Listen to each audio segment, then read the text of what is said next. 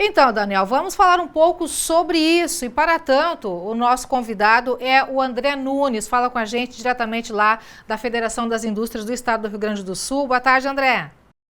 Boa tarde a todos. Prazer com vocês.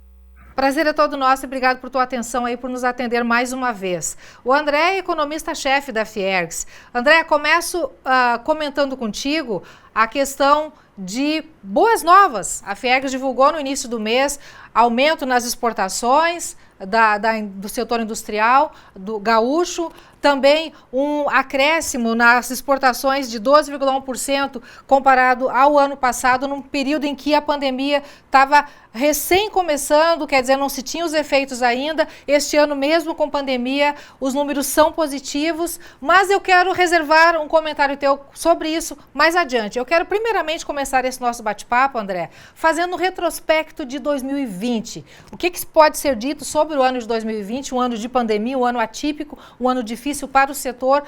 Que análise tu faz disso para nós? Olha, como tu falaste, né, um ano completamente atípico, né, mas é interessante quando a gente analisa esse setor externo, né, a parte de exportações, é entender que muito a gente explica, né, o crescimento, queda e desempenho dos setores pelos movimentos da demanda externa, né, como é que estão os nossos clientes no resto do mundo, como é que está se dando o ciclo econômico global. Então, as nossas exportações, elas responderam, né, principalmente quando a gente olha para os setores, muito disso, né? Quando a gente olhou, por exemplo, né, a questão de couro, calçados, têxteis, né? Esses segmentos, obviamente, foram muito afetados ano passado por conta da necessidade de distanciamento social no mundo inteiro. Todos os países, de alguma forma, tiveram que adotar esses lockdowns e acaba diminuindo, né, a demanda por calçado, por vestuário, por acessórios. Então, esse segmento que é muito importante para a exportação acabou sendo bastante afetado. Por outro lado, né, a gente tem, por exemplo, esse segmento de proteína, né, a parte de exportação de carnes, de suínos, de aves, esse acabou sendo bastante beneficiado, como todo o setor de alimentos, né? Então, a gente segurou, por outro lado, né, a parte das exportações, parte da queda, esse segmento apresentou resultado positivo. No agregado, né, a gente teve uma crise global, a demanda global caiu e a gente teve uma queda expressiva nas exportações, né, não só na parte de calçados, toda a parte de exportação de automóveis e veículos, máquinas, né, também foram bastante afetados. A gente olhando de fora, e o telespectador também pode ter essa impressão, que o ano de 2020 foi um ano terrível para todos os setores, atingiu realmente todos os segmentos. Mas para o setor industrial foi um ano de altos e baixos, pode-se dizer isso ou não?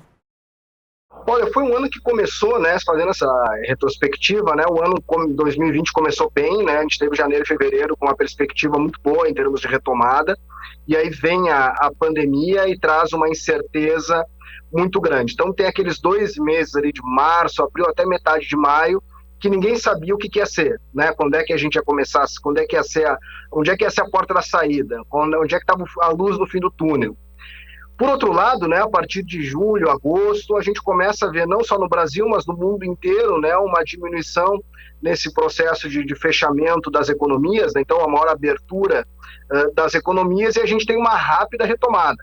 Essa rápida retomada também é muito estimulada, né, por conta dos incentivos que os governos forneceram.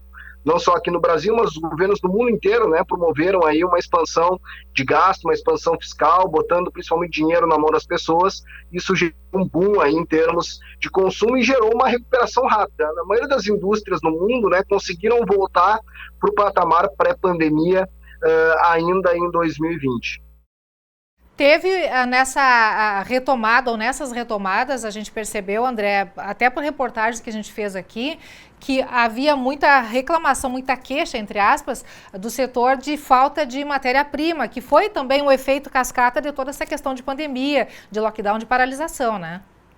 Perfeito, e ainda sofre-se um pouco por causa disso, né? O que acontece é uma dessincronia das cadeias produtivas, né? Imaginam engrenagens, né? Cada uma na sua velocidade, e esses segmentos de matérias-primas, partes, peças, componentes, né, eles ficaram parados um tempo, se vendeu muito do estoque, daqui a pouquinho a demanda sobe muito mais do que o previsto, a produção tem que correr atrás.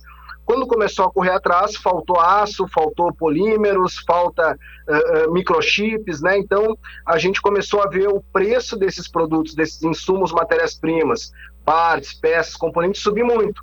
O consumidor acaba sentindo isso, né? Em alguns, quando vê alguns preços de alguns bens no mercado, né, acabou subindo bastante de preço, né? Muito por conta disso, uma falta de estoque, né, e uma dificuldade da produção de atender. A boa notícia é que isso tende a se normalizar, né? Já está bem melhor a situação do que esteve em alguns meses atrás e ao longo de 2021 isso tende a se estabilizar.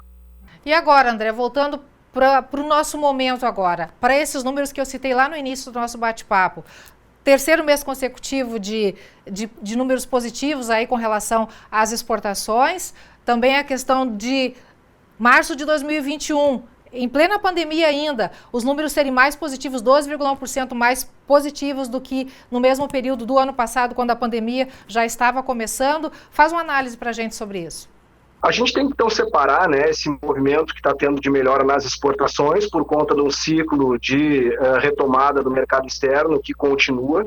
Portanto, a demanda externa permanece, né, um pouco melhor do que a gente tinha no ano passado, mas é normal que, por conta dessas ondas de contágio, necessidade de fechamento da atividade, aqueles que produzem para o mercado interno, né, vão sofrer algum abalo por conta dessa nova onda aí de contaminação, de necessidade de distanciamento que a gente está tendo, né? Os números de fevereiro, eles já mostram, de certa forma, uma produção um pouco menor em relação ao que se tinha em janeiro, muito por conta do ajuste daquele ciclo de estoques que nós estávamos tendo. É claro que quando a gente olha para uma tendência um pouco mais longa, né, a gente imagina que o final da pandemia está um pouco mais próxima, né? A gente tem um processo de vacinação, a gente tem uma perspectiva, né, de continuidade, de retomada, ainda que talvez tenha esse período aí de um pouco mais de abalo na atividade. Mas olhando para médio prazo, é difícil da gente dizer que vai ter uma inflexão nesse processo de retomada, ou se a gente vai entrar em numa outra recessão a partir de agora. Isso é pouco provável, né? Não está na nossa expectativa, na nossa tela, isso por enquanto. Mas, de certa forma, a gente vai ser atingido, né, nesses meses, quando sair os resultados de fevereiro e os resultados de março da produção, que são dados um pouco mais defasados, provavelmente vão mostrar que a atividade ficou mais desaquecida. Que setores se destacam aí positiva ou negativamente neste momento, André? Olha, a gente tem alguns setores na parte de exportação, né, aqueles produtos básicos, né, a gente está celulose e papel, tabaco, né, o mundo está muito mais demandante de commodities, né, por conta desse aquecimento do ciclo econômico. No mercado interno, né, a gente também vê essa parte de couro, calçados, acessórios, né, com uma retomada boa. A parte de máquinas, equipamentos, principalmente máquinas e implementos agrícolas, né? Isso também tem se mostrado bastante aquecido. É um segmento, né? A agropecuária não teve crise, né? A safra andou bem o ano passado no Brasil, no Rio Grande do Sul não tanto, né? Mas no Brasil andou bem, então a demanda e renda agrícola continuou bastante forte, né? Que ajuda. A parte de caminhões também é uma parte que acaba também tendo um bom momento, né? A gente em casa acaba comprando muito mais pela internet, tem aquecido muito a logística, né, no país, então necessidade, inclusive, de investimentos nessas áreas, né, então são segmentos que aí se destacam nesse período. A questão de empregabilidade já está sendo restituída, já essa parte aí de restituição, de restauração de empregos, André, no setor industrial? Olha, a gente tem visto números muito bons, já saiu os dados do emprego formal, né, de janeiro e fevereiro, e mostra uma geração bem grande de empregos no Rio Grande do Sul, cerca de 57 mil vagas. É importante, né, a gente fazer alguns parênteses quando olha para esses dados, né, ainda tem muita gente que se beneficiou, que recebeu aquele benefício emergencial, que as empresas reduziam lá a jornada de trabalho, o salário, ou suspendiam o contrato de trabalho, e isso fazia com que as pessoas tivessem, né, os trabalhadores tivessem o mesmo período em termos de estabilidade no emprego. Então tem muita gente ainda em instabilidade de emprego, o que reduz muito as dispensas. Então, a gente tem algumas contratações e as dispensas estão mais baixas do que a gente normalmente teria. No Brasil como um todo, para ter uma ideia, né, de valor, em fevereiro tinham 3 milhões e 300 e 400 mil pessoas ainda com estabilidade no emprego, que receberam aqueles benefícios emergenciais. Isso aí vai durar até agosto, mais ou menos. Então, em termos de geração de emprego formal, tende a ser um ano com números bons.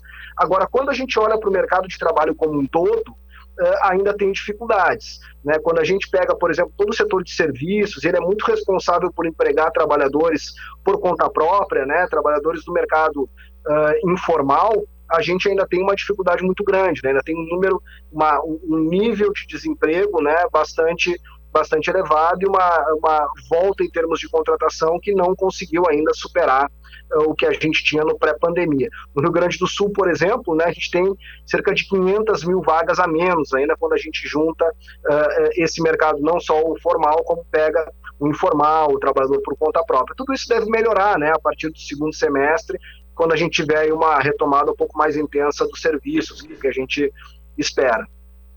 André, pelo que a gente percebe em tudo isso que a gente conversou até agora, existe um otimismo, né, o setor está reagindo, mas a gente ainda está, e as incertezas existem justamente porque estamos atrelados à pandemia, né, à evolução de vacinação e tudo mais, e a mudança desse cenário, né, para que possa se fazer projeções mais a médio e longo prazo para o setor, é isso? Exatamente, né? A gente lida com uma situação toda nova, né? E que a gente vai aprendendo aos poucos, né? Então, a gente nunca saiu de uma pandemia antes para saber como é que acontece essa saída, nunca passou por um processo desses de vacinação tão decisivo, né? Para a retomada da atividade. Então, tudo a gente está vivendo pela primeira vez, o que acaba dificultando, né, da gente fazer esse ajuste fino em termos de previsões, né, para saber exatamente em qual momento do ciclo econômico que a gente está, se dá para ter um pouco mais de confiança, um pouco menos de confiança, né, então é importante ter cautela, mas tudo nos diz, né, que a situação tende a melhorar, né, e tende ao longo de 2021, nos próximos meses, né, a gente vai dissipando, né, esse auge aí que a gente está tendo em termos de pandemia. Tomara, é tudo que se quer, por isso que se torce, né? André, mais uma vez a gente agradece a tua disponibilidade aí, e colaboração com a equipe aqui da TV Novo Tempo, com os telespectadores do NT Sul, trazendo essas importantes informações para a gente, tá bom? Muito obrigada. É um prazer conversar com vocês. Um grande abraço.